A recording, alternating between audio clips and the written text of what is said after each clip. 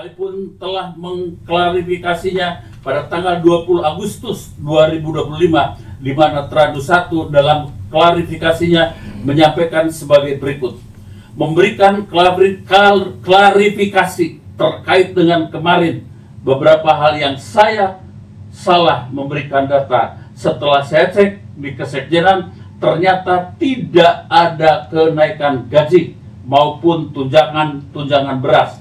Tidak ada kenaikan itu dari tahun 2010 sebesar Rp200.000. Kurang lebih per bulan. Jadi itu saja klarifikasi saya sampaikan. Tidak ada kenaikan gaji, yang ada memang tunjangan rumah yang sudah dianggarkan pada tahun lalu itu karena rumah dialihfungsikan oleh kesekretariatan negara. Jadi anggota yang baru tidak mendapatkan rumah dinas sudah diberikan tunjangan rumah. Jadi itu klarifikasi saya. Semoga ini tidak menimbulkan polemik. 5. Bahwa menurut para pengadu dengan pelanggaran kode etik terhadap Tradu 2 adalah karena Tradu 2 melakukan unggahan melalui media sosial milik Tradu 2 pada tanggal 20 Agustus 2025 dengan narasi Dewan itu tidak dapat rumah jabatan. Dikarenakan banyak sekali anggota dewan yang dari luar kota, maka dari itu banyak yang kontrakan di dekat Senayan supaya memudahkan mereka ke DPR. Saya aja yang tinggal di Bintaro, macetnya tuh luar biasa. 6. Bahwa menurut para pengadu, atas unggahan melalui media sosial, Tradu 2 disunting ulang oleh pihak yang tidak bertanggung jawab karena tidak peka terhadap kondisi ekonomi masyarakat serta dianggap memberikan persetujuan terhadap kenaikan gaji dan tunjangan anggota DPR RI. 7. Bahwa menurut para pengadu, dugaan pelanggaran kode etik terhadap Tradu 3 dan 4 atas tindakan melakukan joget pada saat sidang tahunan MPR RI dan sidang bersama DPR RI dan DPD RI yang kemudian disunting ulang oleh pihak yang tidak bertanggung jawab dengan narasi bahwa joget yang dilakukan oleh Tradu 3 dan 4 dianggap menyetujui kenaikan gaji dan tunjangan anggota DPR. 8. Bahwa menurut para pengadu, dugaan pelanggaran kode etik terhadap Tradu 5 atas ucapan Tradu 5 pada tanggal 22 Agustus 2025 yang menyatakan sebagai berikut. Mental orang tertolol sedunia. Catat nih, orang yang cuma mental bilangin bubarin DPR adalah orang yang paling tolol sedunia. Bubarin DPR. Kadang-kadang nih, ya masyarakat boleh kritik, boleh komplain, boleh caci maki, nggak apa-apa, kita terima. Tapi ada istiadat yang mesti disampaikan. Apakah dengan bubarkan DPR emang meyakinkan masyarakat bisa menjalani proses pemerintahan sekarang ini? Belum tentu. Maka jangan menyampaikan hal-hal seenaknya bubarin DPR. Jangan memang yang ngomong itu rata-rata orang yang nggak pernah jadi duduk di DPR. Kita boleh dikritik, mau dibilang anjing, babi, bangsat, nggak apa-apa. Mampus, nggak apa-apa. Tapi ingat bahwa kita selalu selaku wakil rakyat juga punya kerja-kerja, punya empati. Jangan merasa bahwa komplainan, silakan kritik, mau ngapain aja boleh. Tapi jangan mencaci maki berlebihan. Itu karena merusak mental. Mental manusia yang begini adalah mental orang tertolol sedunia.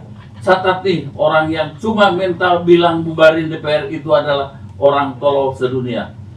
Kenapa kita ini memang orang pintar semua? Enggak, bodoh semua kita. Tapi ada tata cara kelola bagaimana menyampaikan kritik yang harus dievaluasi oleh kita. Kita memang belum tentu benar, belum tentu hebat, enggak. Tapi minimal kita mewakili kerja-kerja masyarakat yang mumpuni untuk teman-teman masyarakat semuanya. Jangan dikit-dikit DPR ngomongin masalah ini dihujat, nggak apa-apa. Mau hujat sampai mampus juga nggak apa-apa.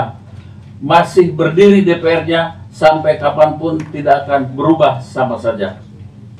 9. Bahwa menurut para pengadu, saat mayoritas rakyat menghadapi harga kebutuhan pokok yang mahal dan ketimpangan ekonomi kian melebar, justru muncul adalah kenaikan tunjangan dan gaji anggota dewan. Pernyataan dan tindakan para teradu yang keliru dinilai menunjukkan keteladanan tinggi dan empati dalam merespon ketimpangan dan kesulitan sosial ekonomi yang ada di tengah masyarakat. 10. Bahwa menurut para pengadu, atas pernyataan data yang keliru kepada masyarakat, ucapan dan tindakan teradu 1, 2, 3, 4, dan 5 diunggah dan disebar di media sosial dengan waktu yang cepat sehingga turut memicu reaksi publik yang negatif dan menjadi bagian dari penyebab aksi unjuk rasa yang dilakukan oleh massa pada tanggal 25 sampai 31 Agustus 2025 lalu. 11. Bahwa menurut para pengadu, berdasarkan seluruh uraian di atas, pengadu memohon kepada Mahkamah Kehormatan Dewan untuk memeriksa dan memutus pengaduan pengadu sebagai berikut. 1. Menjatuhkan sanksi kepada teradu karena telah melanggar kode etik DPR RI. Dan 2. Menerima dan mengabulkan pengaduan para pengadu untuk seluruhnya. Dengan harapan Mahkamah Kehormatan Dewan segera memeriksa dan memutuskan secara adil untuk mendukung laporan pengaduannya, para pengadu turut serta menyerahkan alat bukti sebagai berikut. P1. Identitas penduduk. P2. Surat pengaduan pengadu. P3. Surat pernyataan pengadu. P4. Sebuah potongan video. P5. Link berita dan postingan video. 12. Bahwa para pengadu telah mencabut pengaduannya, mengingat telah adanya klarifikasi dari para teradu dan kesalahan dalam menelaah informasi yang beredar di media.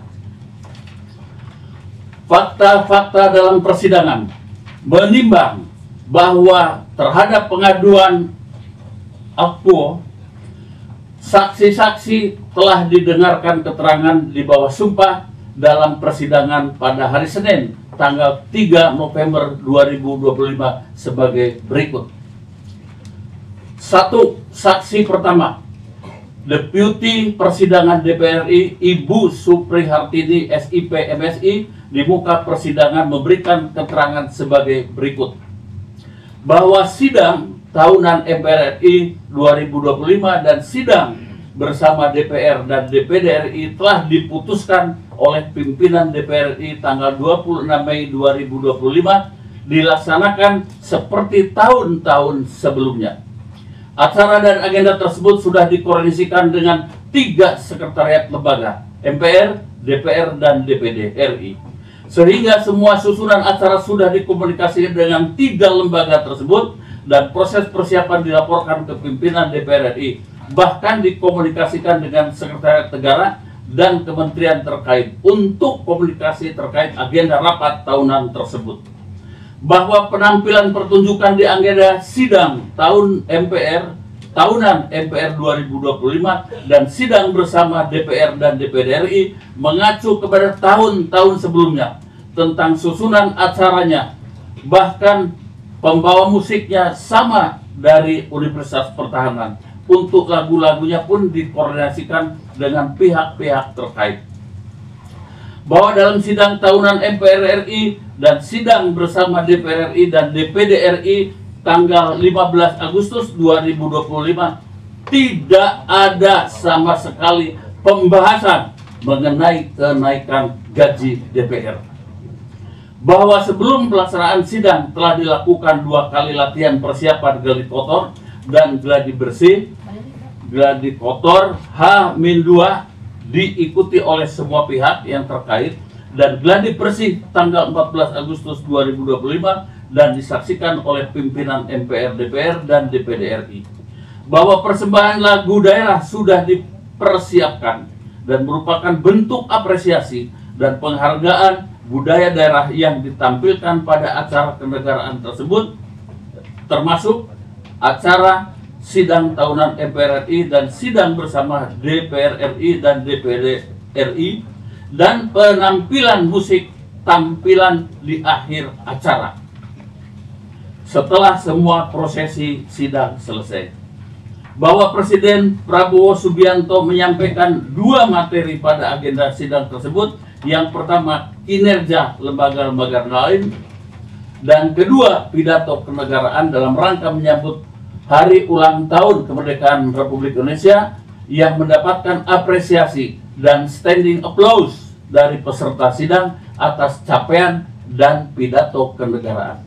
Bahwa Orkestra Simfoni Praditya Wiratama dan paduan suara Nusantara Universitas Pertahanan sudah tampil di acara sidang tahunan dalam rangka HUT Kemerdekaan RI selama 3 tahun berturut-turut. Bahwa saksi selaku Deputi Persidangan dan Kesekjenan menyayangkan dan menyesalkan acara kenegaraan itu disunting dan dinarasikan negatif serta tidak bersesuaian dengan fakta yang benar oleh oknum-oknum yang tidak bertanggung jawab, sehingga kami ke depan akan mengadakan evaluasi dalam upaya pencegahan agar hal-hal tersebut tidak terulang lagi di kemudian hari. 2. Saksi 2, Koordinator Orkestra Simfoni Praditya Wiratama dan paduan suara Nusantara Universitas Pertahanan di muka persidangan memberikan keterangan sebagai berikut. Bahwa saksi mendapati undangan untuk menjadi penampil di dalam sidang tahunan MPR RI dan sidang bersama DPR RI dan DPD RI sejak tanggal 7 Juli 2025. Bahwa saksi telah menerima pilihan lagu yang akan ditampilkan di dalam surat undangan yang diterima, yaitu lagu Sajojo dan Gemu Famile. Bahwa persembahan lagu daerah yang ditampilkan oleh Orkestra Simfoni Praditya Wiratama dan paduan suara Nusantara Universitas Pertahanan dimulai setelah rangkaian sidang ditutup. Bahwa Orkestra Simfoni Praditya Wiratama Universitas Pertahanan telah beberapa kali menjadi penampil dalam acara-acara kenegaraan. Bahwa selama saksi mengikuti jalannya sidang tidak pernah ada pembahasan dan pengumuman kenaikan gaji dan tunjangan anggota DPR RI. Bahwa joget dan tepuk tangan yang dilakukan oleh anggota DPR RI adalah bentuk penghargaan atas penampilan yang kami pertunjukkan, dan joget yang dilakukan oleh peserta sidang dalam hal ini anggota DPR RI adalah ekspresi gembira karena merasa terhibur atas pertunjukan yang kami tampilkan setelah selesai rangkaian acara sidang tahunan MPR RI dan sidang bersama DPR RI dan DPD RI.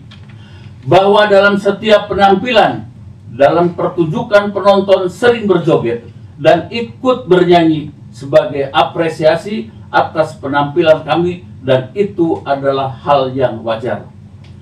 Bahwa saksi menyayangkan ada narasi-narasi negatif dan hoax atas penampilan yang kami tampilkan saat sidang tahunan MPR RI dan sidang bersama DPR RI dan DPD RI. 3. Saksi 3, yakni Wakil Ketua Koordinator Wartawan Parlemen oleh Saudara Erwin Siregar di muka persidangan memberikan keterangan sebagai berikut. Mohon izin, saya minum dulu.